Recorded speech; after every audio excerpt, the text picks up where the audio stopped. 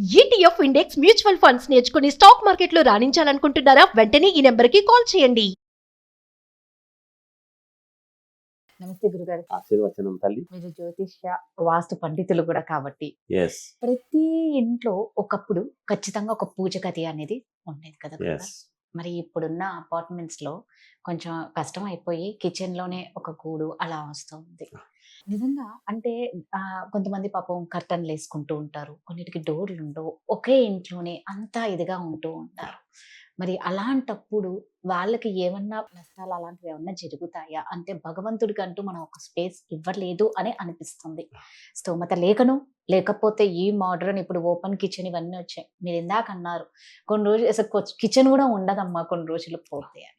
ఏంటది? శ్రీ మహాగణాధిపతయే నమః, ఐం మహాసరస్వత్యే నమః, శ్రీ లలితాంబికాదేవియే నమః. అమ్మ, మీకు ఒక మాట చెప్తాను, ఫాస్ట్గా చెప్పేస్తా. ఎందుకంటే పూర్వము ఒక ఇల్లు అంటే ఇంటి ముందు బయలు, వెనకాల మళ్ళీ వెళ్ళటానికి పెరడు అనేటువంటిది, ఇలాంటివన్నీ ఉండేటివి. వంటగది అనేటువంటిది వేరే చోట ఉంటూ అనుకూలముగా వంటగదిలోకి వెళ్ళి అందరూ భోజనాలు చేసి ఇటువైపుకి చేసేది. దేవుని గది అనేటువంటిది విశాలమైనటువంటి భావాలతో ఉండేది. ఇప్పుడు అంతా ఇరుకు జీవితాలు అయినాయి. ఒక కుటుంబం ఉండవలసిన చోట 200 కుటుంబాలు ఉంటున్నారు. ఇంటి మీద ఇల్లు, ఇంటి మీద ఇల్లు, ఇంటి మీద ఇల్లు, ఇంటి మీద ఇల్లు అని. పార్కింగ్ అంతా కూడా భూస్థాపితం, కింద భూగర్భంలో పెడుతున్నారు పార్కింగ్. సరే, అవసరము, జనాభా పెరుగుతూ ఉన్నది, బాగుంది. ఏమవుతుంది, దేవునికి అనేటువంటిది ఒక రూములు ఉంటుండేటివి ఇంతకుముందు అపార్ట్మెంట్స్ కట్టినప్పుడు చేసినప్పుడు. ఇప్పుడు ఏమైంది అంటే ఒకే కమ్యూనిటీ వాళ్ళు ఒకే దీంట్లో ఉండరు కదా. గేటెడ్ కమ్యూనిటీలో ఒకే కమ్యూనిటీకి సంబంధించిన వాళ్ళు మాత్రమే కొనరు కదా.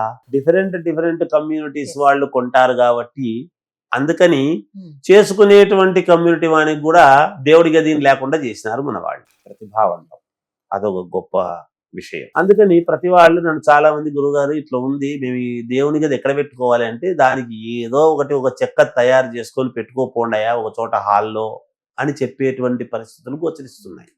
ఎక్కడో చోట పెట్టుకో, ఏదో ఇంకా కొంచెం భక్తి ఉంది కాబట్టి. దేవుడు అంత ఇస్తే మనం దేవుడికి ఒక గది కట్టించుకోలేకపోతున్నామా గురుగారు? అసలు మనస్సులో పెట్టుకుంటున్నావా లేదా అనేది చూద్దాం. ఫస్ట్ చెప్పారు. ఒకటి, ఇక్కడ ఏమవుతున్నది అంటే ఇంకా కొద్ది రోజులకు రాను వచ్చేటువంటి రోజుల్లో ఏమిటి అంటే, ఇప్పుడు దేవుడి గది తీసేసినారు. ఇంకా ఒకటి ఏమిటి అంటే, హాస్పిటల్లో లాగా పర్మనెంట్ మంచాలు ఉంటున్నాయి. హాస్పిటల్ అంటే ఒకడు పోతే ఒకడు వస్తాడు, పొద్దునకులు బెడ్ వేసి తీసి మంచం తీసి చేసి ఎవడు చేస్తాడని పెట్టి ఉంటారు. మన ఇళ్లలో కూడా పూర్వం వేసుకొని చుట్టి పక్కకు పెట్టేటువంటి వాళ్ళు పడుకోవడం అనే, అందుకే ఆరోగ్యవంతము అనేటువంటిది మనం ఏదైతే కోరుకుంటున్నామో అదే భగవంతుడు మనకిస్తాడు. యద్భావం తద్భవతి. అలా రిలాక్సబుల్, మధ్యాహ్నం అవుతూనే పడుకోవాలి అనేటువంటి దృక్పథంతో మంచాలు పర్మనెంట్ ఉండేది దానికి అతుక్కొని చేస్తున్నాం. ఇంటీరియరు అనేటువంటి నిపముతో ఎప్పుడూ పడుకోవడమే, అందుకే ఎప్పుడూ అనారోగ్యమే, ఎప్పుడూ ఏదో ఒకటి. దానికోసమని నడకని, దానికోసం పరిగెత్తడము, తక్కువ తినడము, ఒకే చపాతి ఎక్కువ తిన్నది, ఇవన్నీ వస్తున్నాయి. ఇంకా కొద్ది రోజులు పోయిన తర్వాత నాకున్న దృక్పథం ఏమిటంటే, ఒక గేటెడ్ కమ్యూనిటీలో వంటగదులు అనేటువంటివి ఉండవు. ఇప్పటికే చాలా మంది ఫాస్ట్ ఫుడ్ సెంటర్లు, హోటల్స్ పెరిగిపోయినాయి. భార్యాభర్తలు ఇళ్లలో తినడం తక్కువైంది ఉద్యోగాల రీత్యా.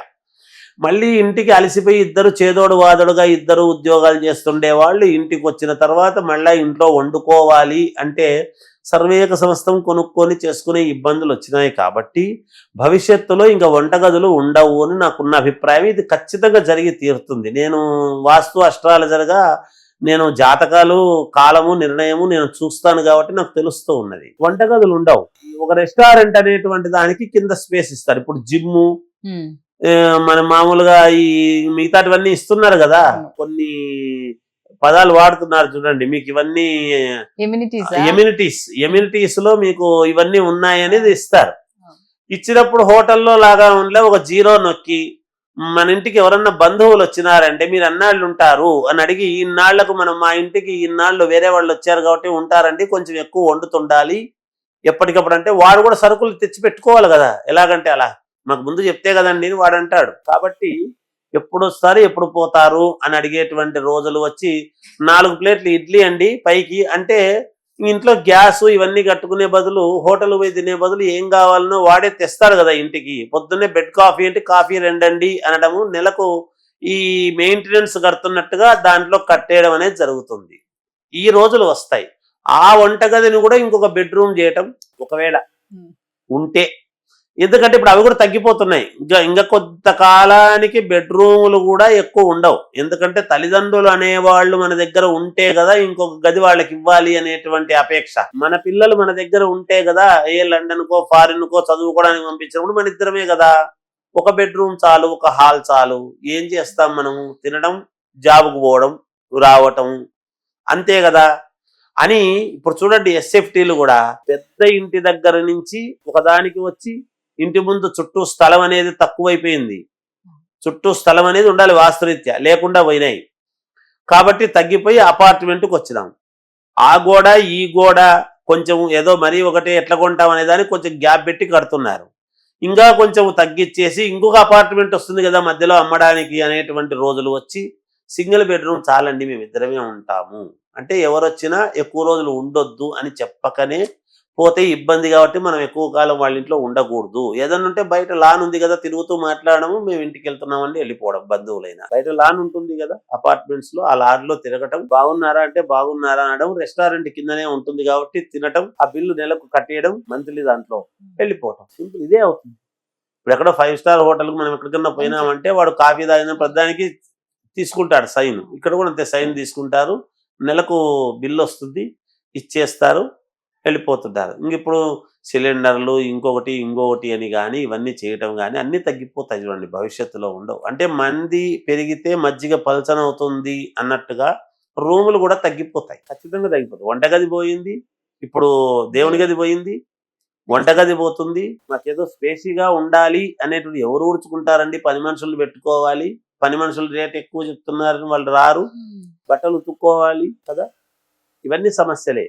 అందుకని ఖచ్చితంగా భవిష్యత్తులో వంటగదులు ఉండవు అనేటువంటిది నేను దృఢ సంకల్పంగా చెప్పగలను.